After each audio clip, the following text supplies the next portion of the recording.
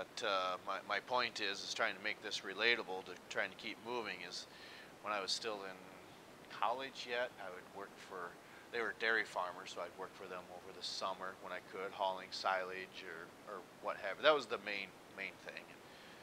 God darn it, I remember just unloading a wagon of silage, and then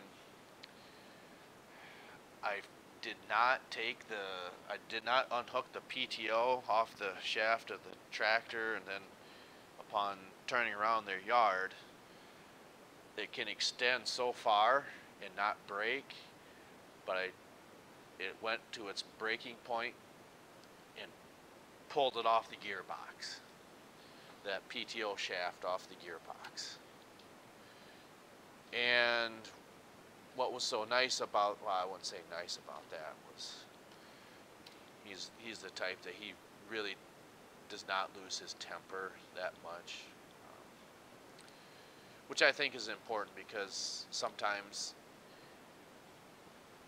I do believe just being upset about things, yes, that's going to help you get rid of stress, but he had made this comment. I said, oh my gosh, we're just moving so slow because of this. Yeah, but we're still moving. So, and I think there's something to be said for that. You might not be moving that fast, but at least you're moving forward. And I think, like I said, there's something to be said for that, whether it's working on the farm, or whether it's in the classroom, or whether it's at your job, or whatever it is that you're trying to do. It kind of stuck with me, and shoot, this was probably about 20 years ago. So, but anyway, is this where we're starting today then? This is where we left off with yesterday, and then this is where we pick up then. Okay.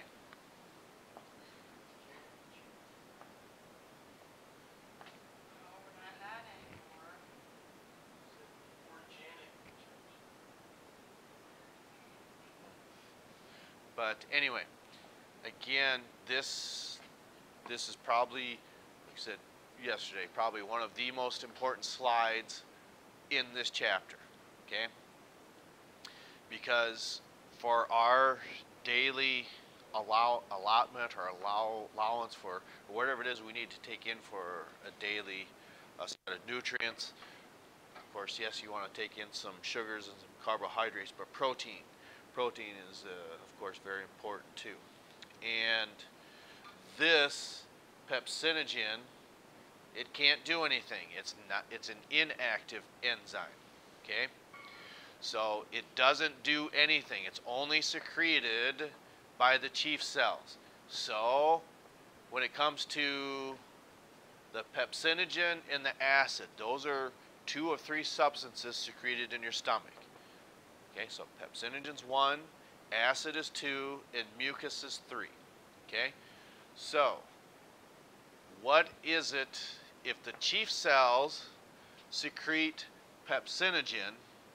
Well, then where's that acid coming from? What type of cells? Yeah, it's a type of cell in the stomach. Okay, so you have your choice of mucus cells, chief cells, and parietal cells. So how do we know that the acid is coming from the parietal cells? Right? Because they're the largest of the 3. They secrete a watery fluid rich in. You're thinking saliva glands. Yeah. That's the submandibular, I believe. But my point is, we only said this yesterday. We never wrote it down. But how do you know which cell secretes which substance? Right. If you keep your A's together, even though this is hydrochloric acid, that's the key. This acid comes from the parietal cells. The parietal cells has an A in it. Chief cells does not have an A in it. Okay? So sometimes it's just those little things that may stick out in your mind to help keep these things separate. So what happens is, for instance, when you have your chicken sandwich today, which, I wonder if there'll be a bone in there. Anyway, so whether it's everyone else having their chicken sandwich, okay, as that goes through the first part of the alimentary canal, with the mouth is where it begins, the esophagus, and then how does it get into the stomach then? The cardiac sphincter, that's right. That opens up and allows it to pass through. Now, what we see happening then is these chief cells, as you can see, start to secrete this pepsinogen, which really does nothing. It hasn't done anything yet. Then it's the parietal cells that secrete, okay, this acid. Once this enzyme comes in contact, even if it's still called an enzyme, okay, so once this enzyme comes in contact with HCl, chemical reaction activates that, like turning on a switch, okay? It's the most important enzyme, as you can see, as it will begin the digestion of almost all types of dietary protein that's so important for us to digest. So it's only initiated in the stomach. You do not absorb any of this yet, okay? And the major breakdown does not occur in the stomach. It's only initiated there. It's once it passes through the stomach and into part of the small intestine, okay? Now, what can happen, okay, look at what we see here. It's most active in acidic conditions. We mowing along, because if they're mowing alongside of the school, I like to bring the windows in, because otherwise it's tough for them to go by in that mower. So, all right, so when we say acidic conditions, we've only said this, we've never wrote it down. In your estimate, what is an acidic condition? What number on the pH scale? It's 1 through 14.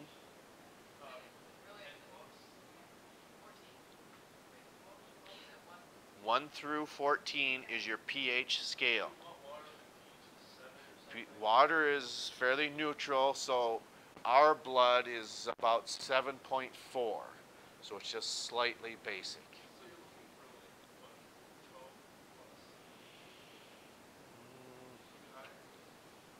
Then this isn't going to occur. Yes. Really?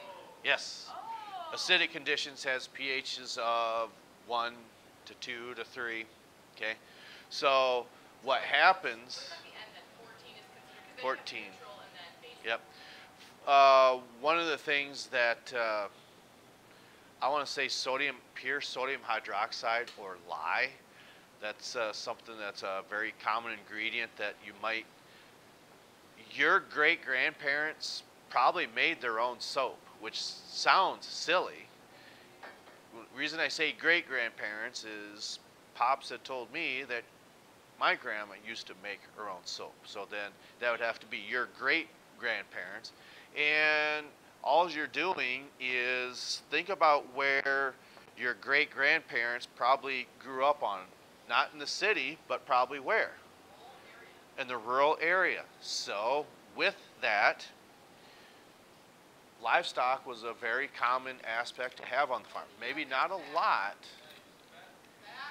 Where you're exactly right, but where's this fat coming from? A little more specific. No, the animal. What animal? Cow. Not cattle. Goat. Pigs. That's right. So one of the aspects that a common phrase, and this is true, you're going to laugh at this, but when it comes to pigs, okay, well, true, but a common phrase that people might say is, oh my gosh, we use everything from the pig except the oink.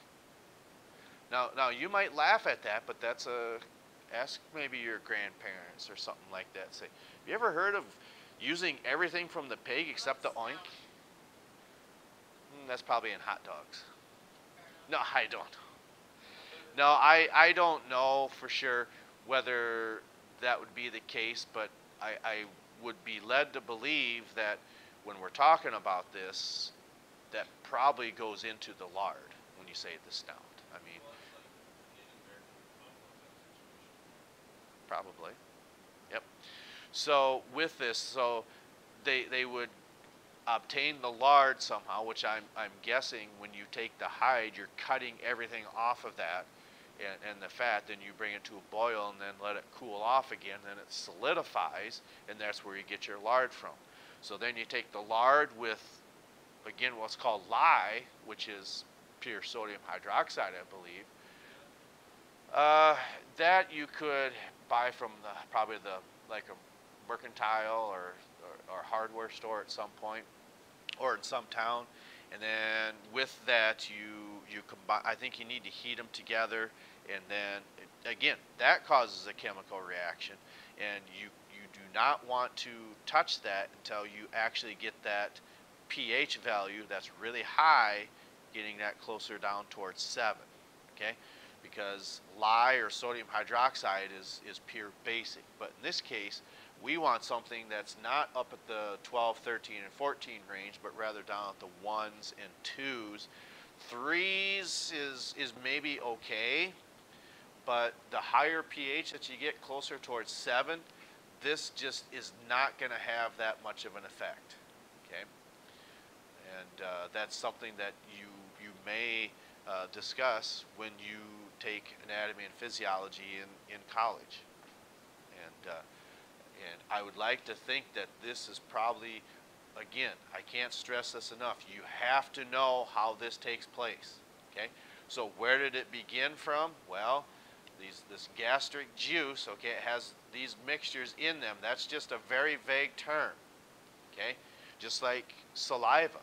That's a very vague term because it has water, it's got mucus, and it has enzymes. But these are your big cells that you need to know. We discussed this one.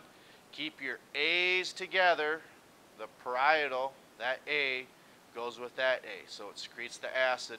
Then your chief cells secretes digestive enzymes. But they don't do any good until this takes place. Once your parietal cells release this hydrochloric acid, it's like a switch.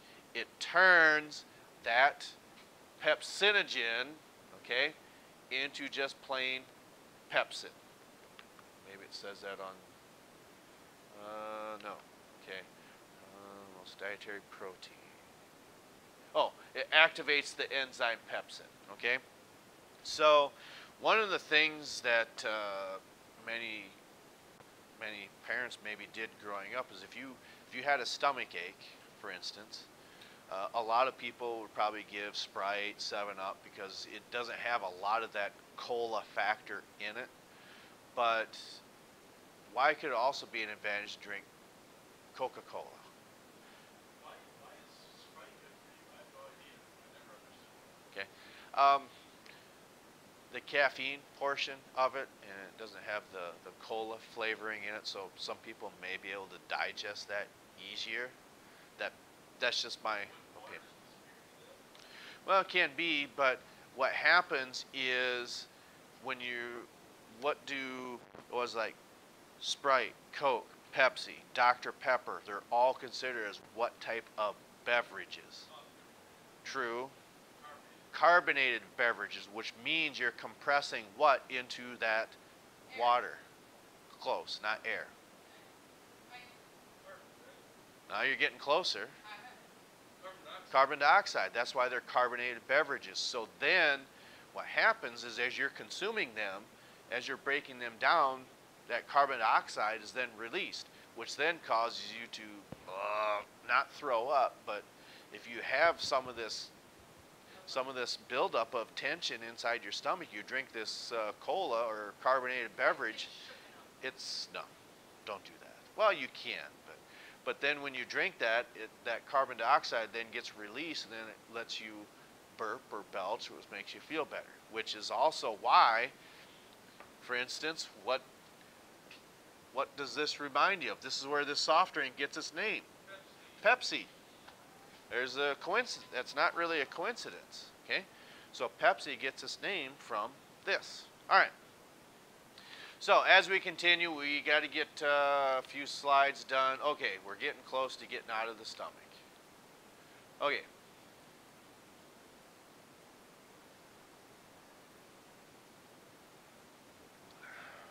Okay, so these mucous cells, it secretes a copious thin mucus, okay? But look at what else is in there. Along with the mucus, what do you suppose it means by alkaline secretion? It's not acidic, so it's more so what? Basic. More so basic, and that's what that's referring to.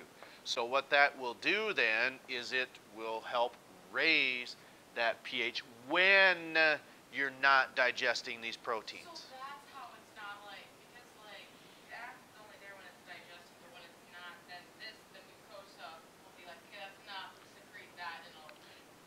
That in an indirect In way, a yes. dumbed down version. Yes, yes, that is true. So as you can see, when this becomes more alkaline, it's more basic, and then this is important because it keeps the stomach from breaking down itself or puncturing holes in it. Further down the line, what can happen is you can actually have holes punctured into your small intestine. Now, I believe that's what we call peritonitis, and then when that happens, then it's not that you're in trouble, but you definitely need to get to see a doctor right now. There's none of this, oh, let's see if this goes away. But I'm not a doctor. We're not all doctors in here. But it's just the idea if something like that happens, if you have that severe gastric pain down in your abdominal area, that's something you want to get checked out because maybe it's your appendix, or maybe it's what? Yeah, where she had, you could have a hernia where that intestine can poke through and then get blocked or kinked or whatever you want to call that, and then again you would have to have surgery to correct that. Okay, so Cut it out. They don't even untangle it. that could be too. They might have to. All right. So regulation of the gastric secretions. You can't control that. It's all done automatically. You can't sit here and think, God, I have this heartburn. If I think about it, I can shut it off. No. Oh, well, you might think so, but there again, where would you stop the line on what you can and can't control, what's being secreted in your body? Very smart. My body can't do things. And it's not so much this, okay, these enzymes, but these are very, very powerful substances, hormones. The reason I say that, while they can, when you look at that, not only just the estrogen, the testosterone, but the adrenaline, that's also that of a hormone. So you really don't want to have that ability to secrete that whenever you want. Right. No, because usually well, I shouldn't say usually, but what can happen in that flight, that's what they call it, the flight or fight response, is that when you have all that power built up in your muscles that you need to get through that stressful situation, what happens is the ligaments and tendons that hold your body together, when you put that much force and stress, your muscles on them joints, they can start to tear apart. Your body's not meant to handle all that stress. Adrenaline is amazing. Well, it probably is. And like when you watch your movie It, you'll experience that. Like, But you're sitting still. You're not moving or flopping around. Like, Okay? you know, like parents able to like lift hard and save their kids or stuff Well, like that. yeah. Or like how like. But there it's if you needed. get a shark bite and you just like don't even like scream because like there's just so much adrenaline and you just like go in shock. Like, But you know that's a survival mechanism. But the problem with that is if you're bitten by that shark, chances are that person's going to do what? When they're going to go into shock, but what's happening when that adrenaline's secreted? What's this? What's this quivering? What's pumping faster? You're going to start shooting that blood out a lot faster. But there's no way you can control it other than just try to calm yourself down. And how can you do that when you just got bit by a shark? Okay, so, all right. Okay, Tim, I'm gonna need to calm down. sure. Okay, Sport. so a couple things we want to get through here is the regulation, okay, and how this spigot, if you want to call it, gets turned on and gets turned off.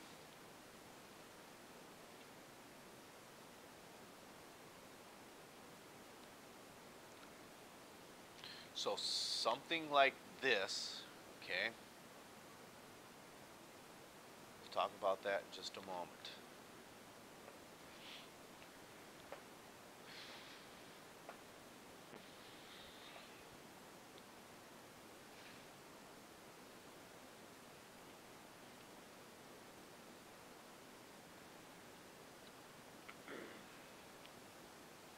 So was it last week or 2 weeks ago? It was what, National Pet Day or something like that? So we've got a dog. You probably have a dog. Do you have a dog? Okay. So one of the things that my wife had posted on there about our dog likes to will wrestle around on the floor, likes to go running after a toy football, likes to go for walks, and also belly rubs. You know, every dog likes probably having their belly rubbed and scratched. Also, table scraps is one of the things that we said. It's probably not the best thing, but we try to be very, let's say, I don't want to say vigilant, but very not controlling, but yeah, thank you. Very aware of what it is that we're giving them. But if you have that dog sitting next to you and they're eating, they're probably looking at you, and with ours, it is so evident. What do you see on the side of their mouth? They start drooling. Okay, so it can be, you know, probably pretty common for any type of mammal. You wouldn't picture that in a cat, and I don't think that would be true, but cattle is probably the same, and in many mammals, you would see something like this. Okay, so that begins the secretion of this gastric juice. Now, that can be anything. It can be something like popcorn, perhaps. It can be something that you smell, even the baking of a pie. Now, you might be thinking, well, if you're secreting that gastric juice, what happens if you consume something that's not protein related? Well, eventually, once you start consuming that, I would think your central nervous system is going to say, oh, well, this really isn't needed because it's not protein. So then the spigot's going to get turned off, because what we see happening, this can result in the secretion of this gastric juice, and this is the hormone. This is also just as important as what we see here, because that has to be secreted somehow, and it's this hormone gastrin that, just like walking up to a garden hose, that gastrin turns that spigot on. Okay, so what that does is all of a sudden it says, okay, parietal cells, let's start secreting some acid into the stomach. Okay.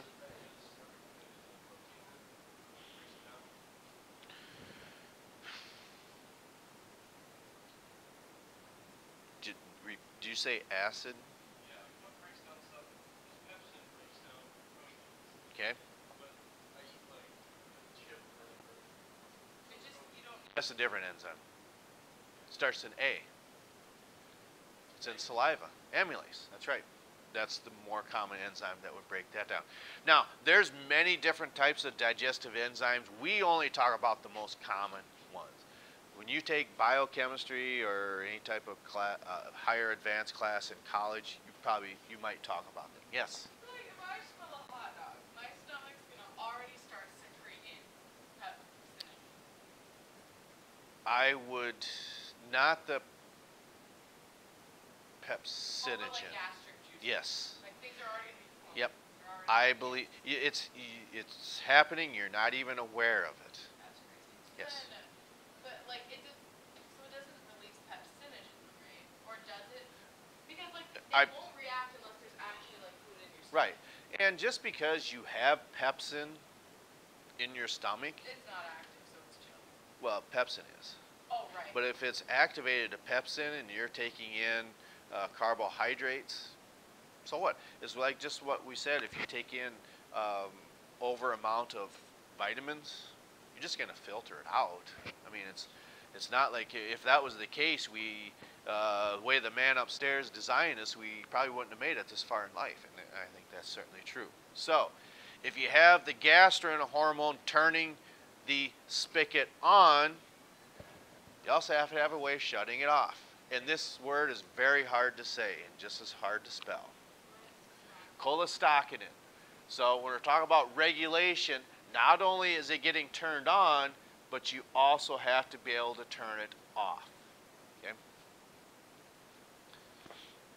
Because if these hormones are not working correctly, why is that a problem? Well, just look at what we see happening. Just think about that as you're writing it.